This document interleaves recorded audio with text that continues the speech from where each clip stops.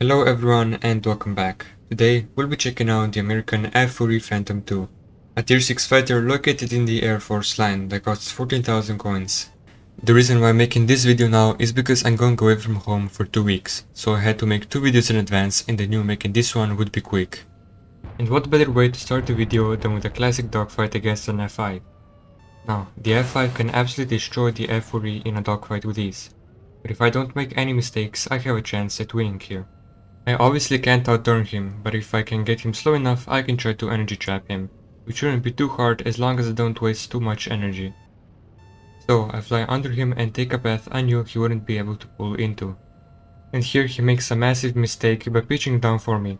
Now he's lost his energy advantage and if he's not careful I can plant myself on his 6. Which is exactly what happens. He flew in front of me and basically gave me his 6 for free. Here I have to be careful not to fly into the water or let the F5E get on my 6 by performing another loop.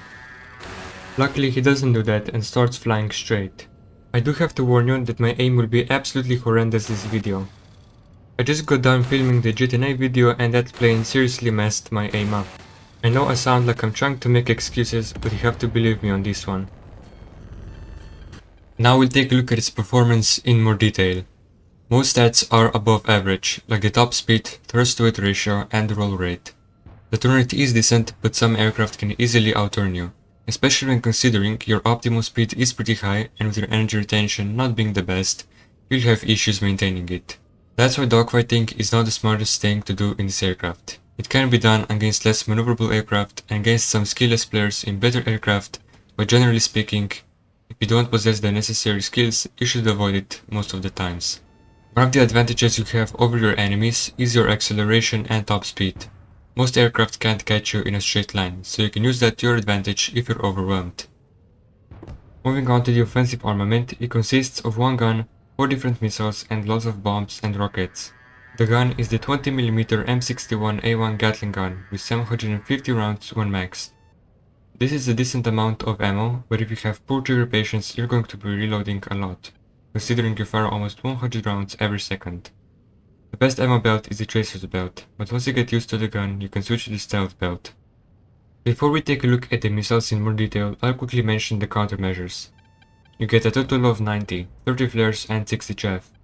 It's important to note you won't get any countermeasures if you don't equip any ordnance on pylons 2 and 8.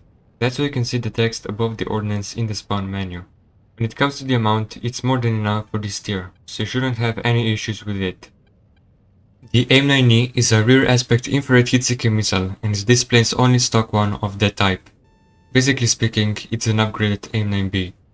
It has a similar max G-pull and a gimbal, which allows you to perform off-board launches. They are not recommended with this missile, as the low max G-pull limits its usage. It can be used to lead your missile when your target isn't directly in front of you, which can be extremely useful in certain situations. So when should you launch this missile? Well, your prime targets are slow unaware enemies. They also must not be too far away from you. A bit over 2 km is the maximum recommended range. If you have an energy advantage over the enemy, that range can be a bit longer. Firing at an enemy that's fast and is maneuvering is an almost guaranteed miss. Only use this missile if you've got absolutely no upgrade points. Unfortunately, I won't have that much luck in this clip where I'll try to dogfight a Lightning. The F-4E should win this dogfight, and if I was using better missiles I would have won. But that wasn't the case, and if you're going to be using this stock loadout, you're going to be dogfighting a lot of people. I'm gonna try to destroy him while he's focusing on one of my teammates, but I'm not in guns range anymore and my missiles will get outpulled if he keeps flying like that. If I had AIM-9Js here, he would have been dead already. Instead, I tried to go for an AIM-9E launch. As you can see, the missile did not pull at all, and if I had rolled earlier, I would have been able to hit this shot. With no teammates around, he's going to reverse me here by cutting his afterburner and maybe even air braking. For whatever reason, I try to reverse him with my afterburner on. He's smart enough to know when to slow down so he doesn't end up in front of me. We'll keep this rolling scissor going for a bit and then I spot an actually scary enemy, the vampire. If that thing catches me slow, there's basically nothing I can do, despite him being an early jet. I panic a bit here and the Lightning almost manages to get a shot on me. I decide the best thing I can do right now is dodge the vampire and break off. I do exactly that. Luckily, he was going way too fast for his own good, so he couldn't quite get a shot on me. And now I've got a prime opportunity to run away from both aircraft. I can do that for a bit of time before the lightning starts catching up to me. Then I hear a teammate that came to help me in an F5. Unfortunately, he wasn't able to do much, and the lightning just holds down the left mouse button.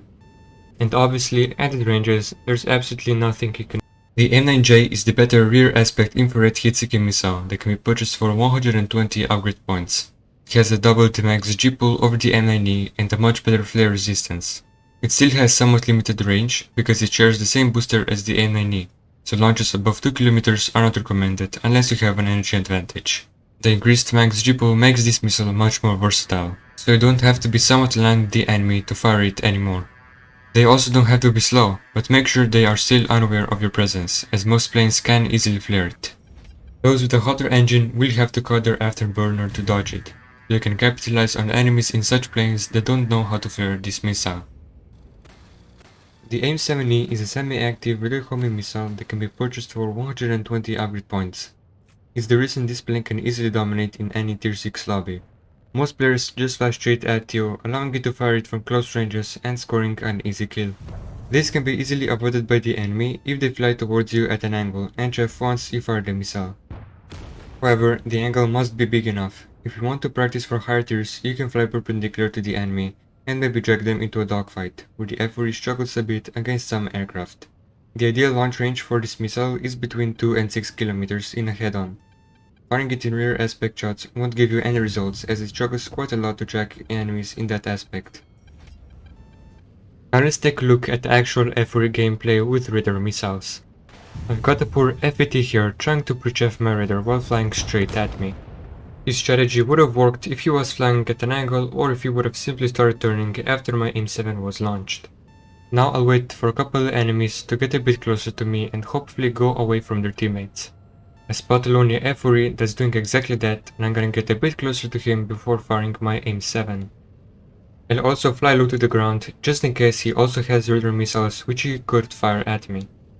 I hard lock him and keep flying towards him until I think I'm close enough to fire my missile. He turns into me and makes my job a lot easier. And that's basically what you're going to be doing most of the times in this plane. If you don't feel like engaging an enemy, you can also completely ignore them and keep flying away from them, just like in this clip.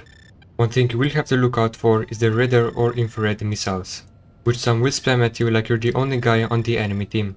The best part about this playstyle is that while they're chasing you, you can terrorize their entire team with your AIM-7s, and there's basically nothing they will be able to do about it. As long as you don't waste too much energy by either cutting your throttle, air braking, or performing maneuvers, you should be completely fine. By doing this, you'll also be able to give your teammates free kills, as the enemy would have most likely not been looking behind them. You can also alter your course a bit every couple seconds to fly towards their teammates, and in this case, score another kill. The AIM-7E2 is the better semi-active radar homing missile available for 200 upgrade points. It's an improved AIM-7E, being lighter while having the same booster, meaning it will accelerate faster and have slightly better range. However, the launch conditions under which it should be fired are still the same, those being in head-ons from 2 to 6 km. It can be dodged in the same way as the AIM-7E, so you can go back to the timestamp where I talk about it. The F-4E gets access to a large variety of bombs and rockets, ranging from the LDGP Mark 81 250-pound bomb to the M118 3000-pound bomb. You can also carry them in large quantities, being able to bomb all 3 bases and the airfield if using the correct loadout. You can take a look at my loadout guide to get all the necessary info on which and how many bombs you should drop on one base, depending on your loadout.